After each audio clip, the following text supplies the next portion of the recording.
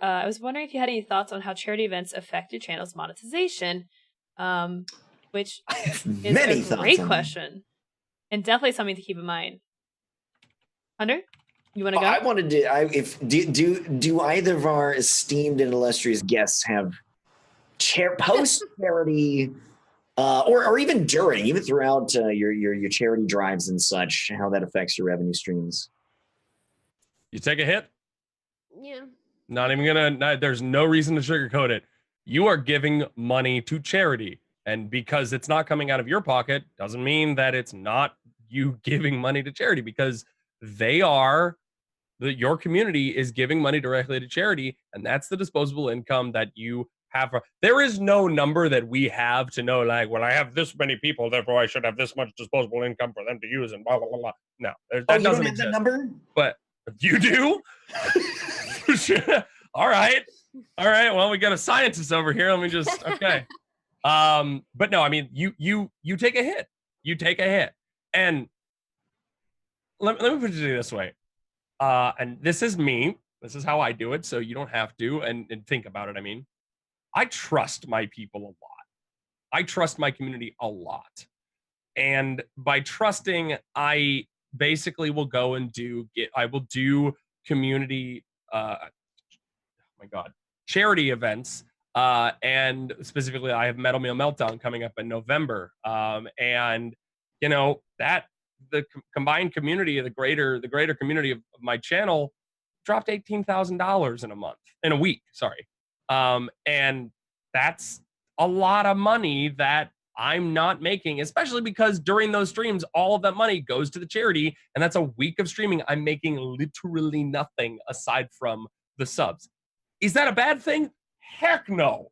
Because what you are doing, and it's what it's worth its weight in gold, is investing in the trust and investing in your community by saying, I'm going to take a hit so that we can do something amazing together. And people will remember that. Yeah, it's definitely something to like plan accordingly for. If you're planning on doing charity streams, like, you know, I go very hard for St. Jude in May. Yeah. Like, you need to allocate your funds appropriately, being like, okay, I probably will not make that much this month. Like, I don't make any extravagant purchases. Like, realize, like, it's going to take, it's not just that month. It's going to be, like, the month after that's slow, too, because people are And there's a term for that, right? Charity fatigue. Yeah. Oh, that's what it's called. So I know that Lowco and I both did an entire month for St. Jude, but Lowco, did you have, like, you had central focused streams where it was about that. Did you have, was it completely everything was going to St. Jude? Like, no tip button, that thing? I don't actually remember. I definitely experimented with both methods. Like, I don't remember what I did this year, but I've experimented with doing, like, just the whole month. Like, I think I've done, like, where 50% of all revenue I will donate out of my own pocket to St. Jude. And I've done, I think this month where I've done, like, planned days, like, let's go hard these days for St. Jude. But, like, that, it still affects the entire month, right? Like, I launched my merch store this summer, and I waited a full month and a half after May ended because I was like, there's no point in launching a merch store like the week after charity streams. No one has any, no one can buy merch right now. And now you're just like that's a lot. That's a lot for your community to, like, that's a lot of pressure. It's like, hey, buy my clothes now. Like, you guys just spent a ton of money donating to charity. Like, spend more money here. Like, it just doesn't make any sense. So for my experience and my analysis, which is kind of a soft analysis, the ideal scenario is to create limited time spans for and structured content for charity streams for this purpose. My most recent experience is still haunting my wallet. I'm several $1,000s in personal debt because of 1 month, 0 tips. And tips is over 50%. Tips is the majority of the revenue for my stream. 0 tips because it took the link off completely. It was only for St. Jude. The month after that, almost 0 tips, even though the tip button was back up. So it's not so much the idea that money that would go to you isn't. The charity fatigue thing is a big issue that doesn't directly connect to money's going somewhere other than you.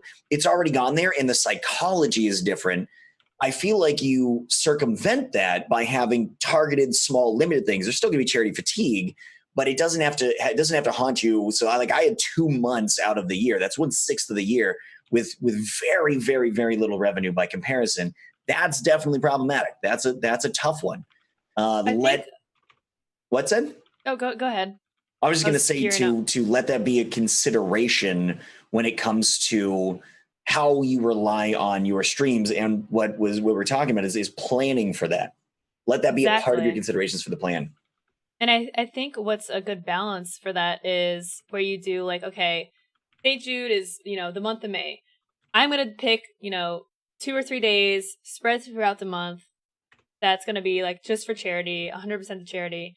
But then what you can also do is do like, okay, I'm going to donate 10% of like sub revenue for that month, or 100% of ad revenue or something for that month. And that kind of incentivizes people like, oh, I'm going to sub, I can sub free with Twitch Prime, and, a percent goes to the charity, but I'm still supporting the streamer at the same time. So it kind of can help like cushion that. Yeah, go ahead. I wanted to basically say a word of caution if doing that. I've heard very like a lot of horror stories in which people have said and seen firsthand, people have said, okay, you tip this to me, or all the subs or the revenue and stuff like that will go to the charity and whatever. And unfortunately, and this is a harsh reality of the delicacy of the system and the world that we live in, is that if people say certain things, word can get around that maybe you didn't give all the money, or maybe you kept some of it, or something like that. Now you're having to you're having to be put in the situation where you have to show proof that you did, and that's very messy. So do I think that it's something that you should never do?